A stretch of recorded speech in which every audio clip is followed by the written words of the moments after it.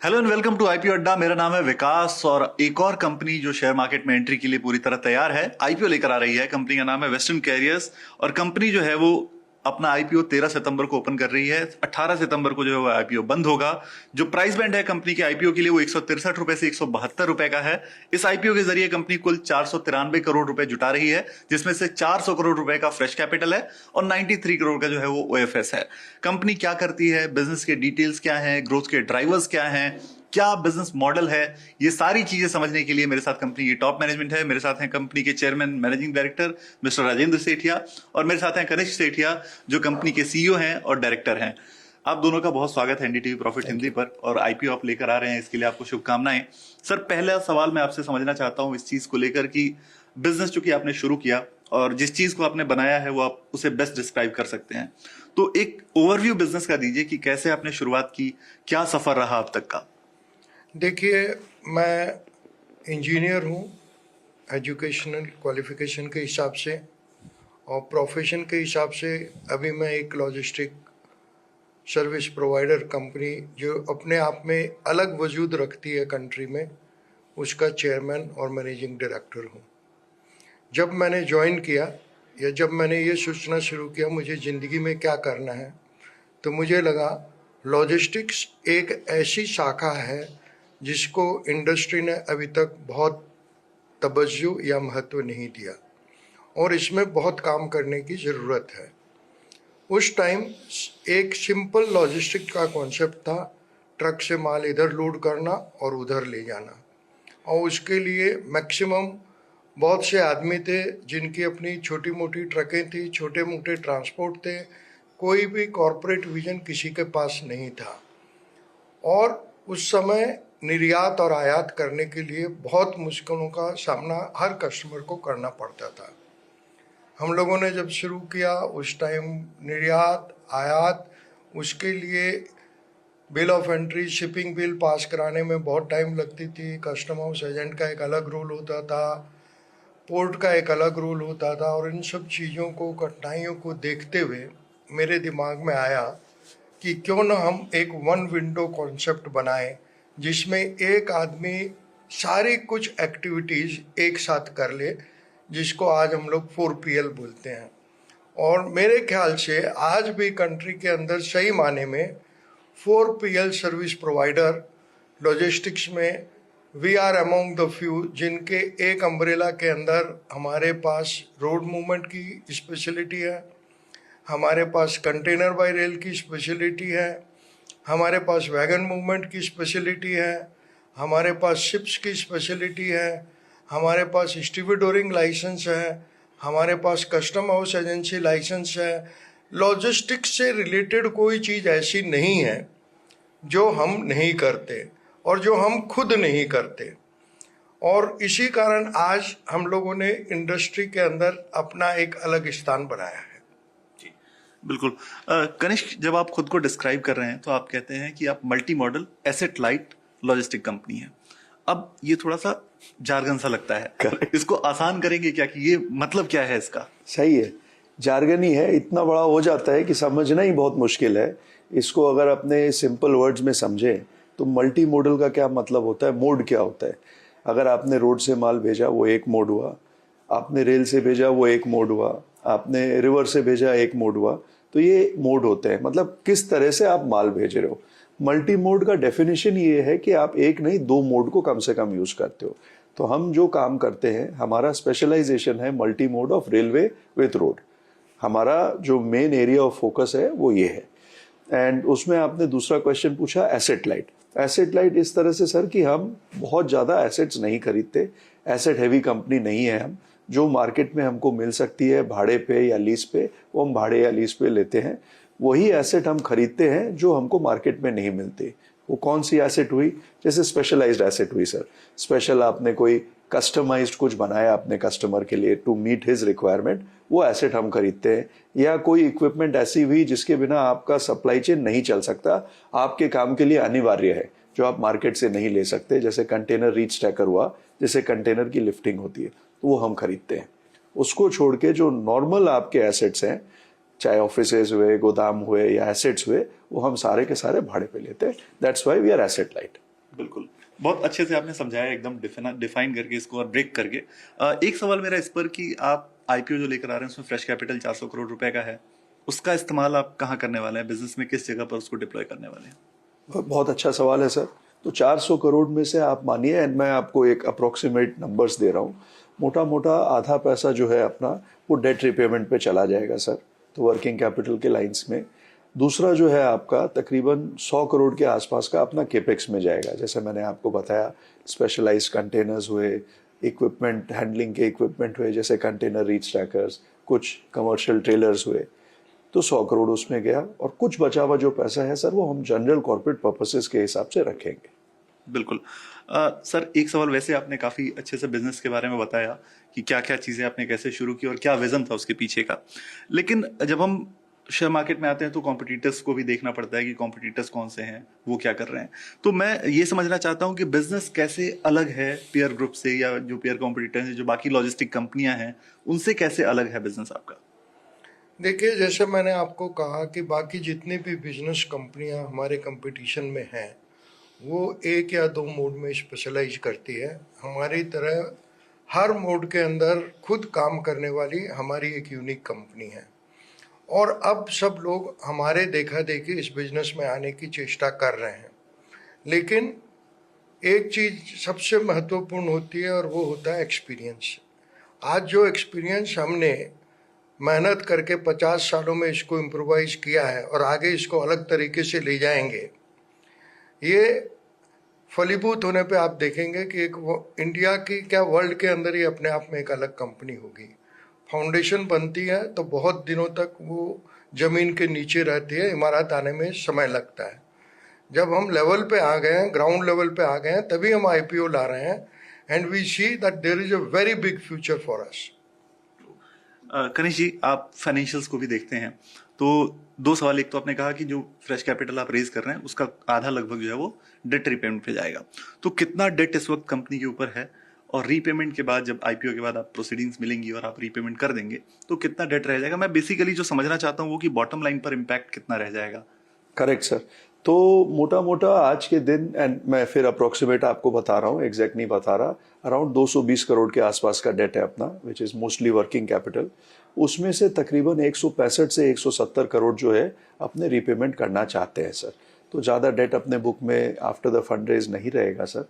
And उसका जो obviously benefit है सर आपका कि इंटरेस्ट कॉस्ट जो है वो आपका बच जाएगा, एंड दैट विल गो, आपके बैलेंस शीट में आएगा उसका।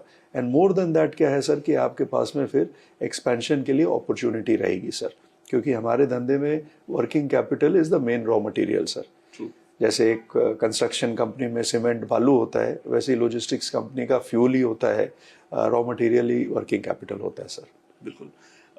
जब मैं आरएचपी को रेफर कर रहा था, पढ़ रहा था, तो मैंने देखा कि आपके टॉप 5 कस्टमर से आपका जो रेवेन्यू है वो आधे से ज़्यादा है, 57% के आसपास का है। तो क्या इसे आप जो है वो ऐसे देखते हैं, क्या पोटेंशियल रिस्क की तरह है, या आप इसे ऐसे देखते हैं कि नहीं, आपके उन कस्टमर्स के साथ एसोसिएशन ऐसे हैं कि ये लॉन्ग टर्म एसोसिएशन है, चलते रहेंगे और रेवेन्यू पे कोई इम्पैक्ट नहीं आएगा, कुछ चेंजेस नहीं होंगे इस रिलेशन में? बहुत अच्छा सवाल है सर आपका, और ये मैं क्लैरिफाई भी करना चाहता था। दो तरह के बिजनेसेस होते हैं सर लॉजिस्टिक्स में। एक, अगर आप देखो, एक पार्सल का बिजनेस होता है जो बड़े स्केल में भी होता है, छोटे स्केल में भी होता है। तो जो बंदा पार्सल का या परचून का काम करता है उसके पास में सैकड़ों कस्टमर होते हैं, वो एक कस्टमर पे डिपेंडेंट नहीं होता, आपका पार्सल लेगा, मेरा भी लेगा, इत्यादि। हमारे तरह जो लोग होते हैं वो एक डीप रिलेशनशिप में काम करते हैं सर, क्योंकि मैं एक कस्टमर का पूरा सप्लाई चेन रन करता हूँ, तो मैं उसके साथ में काफ़ी भारी काम करता हूँ। तो मेरे नंबर ऑफ कस्टमर्स जो हैं वो सैकड़ों में कभी नहीं होंगे, लेकिन मेरे जो रिलेशनशिप है वो बहुत डीप होंगे सर। तो अपने रिलेशनशिप जो है वो बहुत गहरे होने के कारण हमारे को उनके साथ में एक बड़ा पॉकेट साइज मिलता है। और अपने जो कस्टमर का बेस है सर, वो मेटल्स में भी है, फार्मा में भी है, एफएमसीजी में भी है, पीएसयूज में भी है, और बहुत सारे एमएसएमई में भी है। तो हमने क्या किया है कि डिरिस्क करके रखा हुआ सर। एक सिंगल कस्टमर के ऊपर हमारा ताना बाना नहीं है, एक सिंगल सेक्टर के ऊपर भी हमारा ताना बाना नहीं है सर। तो हमारी आशा या कोशिश हमेशा यही रहती है कि हम किस तरह से अच्छे कॉरपोरेट्स के साथ जुड़ें, जिनकी जर्नी में हम उनका साथ दे सकें, जिनके साथ हम ग्रो कर सकें। तो जो कस्टमर्स के पास में हमारे रिक्वायरमेंट लायक काम होता है, हम उनको अप्रोच करते हैं सर। बिल्कुल। जब आपने रिलेशन की बात कही कि रिलेशन बहुत ज़रूरी है इस बिज़नेस में, तो एक रिलेशन और ज़रूरत होता है, बहुत ज़रूरी होता है एक लॉजिस्टिक कंपनी के लिए, वो होता है आपके वेंडर्स से, जो आपके ट्रकर्स हैं या फिर जो आपके लॉजिस्टिक पार्टनर्स हैं उनसे। तो चूँकि आप थर्ड पार्टी वेंडर्स पे ज़्यादा हैं फ़ोकस्ड, तो क्या ये रिलेशन एक चैलेंज की तरह है या ये रिलेशन बहुत स्ट्रॉन्ग रिलेशन है? कैसे आप मैनेज करते हैं? क्योंकि बहुत सारे रिस्क आते हैं इसके अंदर जब आप थर्ड पार्टी पे डिपेंड करते हैं, और लॉजिस्टिक ऐसा सेक्टर है जहां पे टाइमलीनेस बहुत जरूरी है। तो आपको टाइमलीनेस भी इंश्योर करनी है और साथ में रिलेशन भी कंटिन्यू रखना है, तो कैसे इसको मैनेज करते हैं? सर, कोई भी रिलेशनशिप का गुण मंत्र है कि आपको एक खुला मन रखना है, खुला दिमाग रखना है। अगर आप हर रिलेशन को एक ट्रांजैक्शन नहीं बनाओगे, आपका रिलेशनशिप लंबा चलेगा सर। हमारे साथ जो वेंडर्स जुड़े हुए हैं, बहुत सालों से, बहुत दशकों से जुड़े हुए हैं सर। उसी तरह हम अपने प्रिंसिपल से, बहुत सारे प्रिंसिपल से काफ़ी दशकों से जुड़े हुए हैं सर। तो रिलेशनशिप एक गिव एंड टेक है सर। जितना आप दोगे उतना आप पाओगे। एंड मेरा ये विश्वास है, या 20 साल 22 साल का एक्सपीरियंस है सर, कि अगर आपने एक रिलेशनशिप पे समय दिया है और उनको अपने नीड्स को समझाया है, वो कभी भी आपको मतलब छोड़ के नहीं जाएंगे सर। तो अगर, क्योंकि उनको भी अपना काम करना है, आपने भी अपना करना है, तो जब तक आपका कम्युनिकेशन अच्छा है तब तक कोई असुविधा बड़ी नहीं आती है सर। बिल्कुल। फाइनेंशियल्स पे एक आखिरी सवाल और उसके बाद फिर हम ग्रोथ ड्राइवर समझेंगे चेयरमैन सर से। मैं जब आपके फाइनेंशियल्स को पढ़ रहा था तो मैंने देखा है कि ग्रोथ जो है वो काफी स्टेबल ग्रोथ है। 61 करोड़ का प्रॉफिट था FY22 में, फिर 71 करोड़ हुए FY23 में, फिर 80 करोड़ के आसपास आप पहुंचे FY24 में। रेवेन्यू में भी लगभग ऐसी ही ग्रोथ है। तो ग्रोथ की जो ये ट्रैजेक्टरी है वो कैसे आप इंश्योर करेंगे कि कंटिन्यू रहे, या कोई ऐसा ट्रिगर भी आपको दिख रहा है जिससे ग्रोथ में इससे अच्छा या एक्सेप्शनल कोई और परफॉर्मेंस देखने को मिलेगी आगे? बहुत अच्छा सवाल है सर। एंड अभी आप देखोगे कि हमने जो ग्रो किया है डिस्पाइट मार्केट कंडीशंस किया है सर।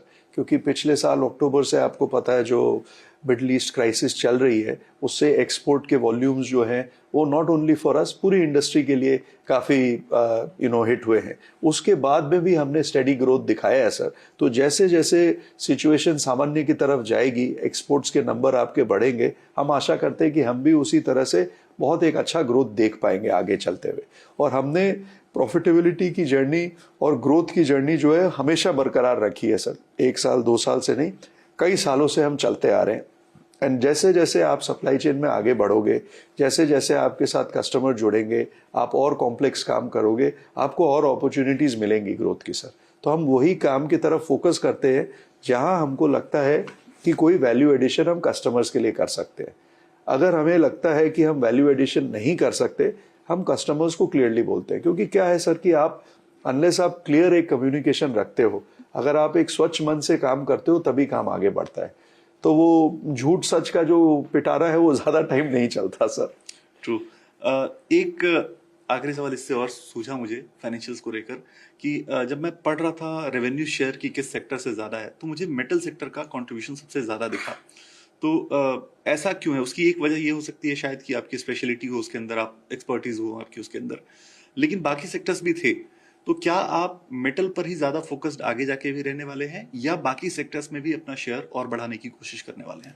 सर, बहुत अच्छा सवाल है। मेटल सेक्टर इसलिए क्योंकि जो मेटल्स में रिक्वायरमेंट होती है पूरी सप्लाई चेन मैनेजमेंट की, वो सर्वाधिक होती है सर, क्योंकि उनके पास में वो बड़े वॉल्यूम्स होते हैं सप्लाई चेन्स में। बट हमारा कोई ऐसा मंशा नहीं है कि हम सिर्फ मेटल्स में रहे। हम फार्मा में भी काम करते हैं, FMCG में भी करते हैं, PSUs के साथ भी हम काम करते हैं, MSME कस्टमर्स हैं जो छोटे कस्टमर्स, उनके साथ में भी काम करते हैं, इंडस्ट्रियल केमिकल्स में भी काम करते हैं। तो 5 और सेक्टर्स एंड क्लस्टर्स हैं जो तकरीबन 50% के आसपास रेवेन्यू देते हैं। अगर मेरे को ठीक से याद है 52-53% मेटल्स है, तो उतना ही मोटा मोटा हमारा बाकी धंधा भी है। तो हमारी आशा या मंशा यही रहती है सर कि सारे क्लस्टर्स में रहें, कोई एक क्लस्टर पे या एक कंपनी पे नहीं डिपेंड होते हुए एक ब्रॉड बेस में काम को करें सर। बिल्कुल। सर, एक सवाल आपसे, आखिरी सवाल ये होगा मेरा। आपने जब शुरू किया था बिजनेस, ऑफ कोर्स आपने अपॉर्चुनिटी देखी, आपने जैसा बताया कि आपको उस वक्त लगा कि कमी है लॉजिस्टिक सेक्टर में और वहां आप फुलफिल कर सकते हैं, आपने प्लेस किया खुद को। अब नई दुनिया है, तमाम चीजें नई हैं, नए चैलेंजेस भी हैं, तो आगे फ्यूचर के लिए एक विजनरी ग्रोथ स्टेटमेंट क्या है आपकी तरफ से? आप कैसे देखते हैं कि ये ग्रोथ यहाँ से और आगे बढ़ती जाएगी और अच्छी होगी और मजबूत होगी? सर, आपने देखा होगा पिछले दशक में सबसे ज़्यादा ग्रोथ हुआ आईटी का, और मेरा ये मानना है कि इस दशक में सबसे ज़्यादा ग्रोथ होगा लॉजिस्टिक्स का। आप अमेजन को लीजिए, आप किसी को दीजिए, पूरा ट्रांसफॉर्मेशन हो गया है।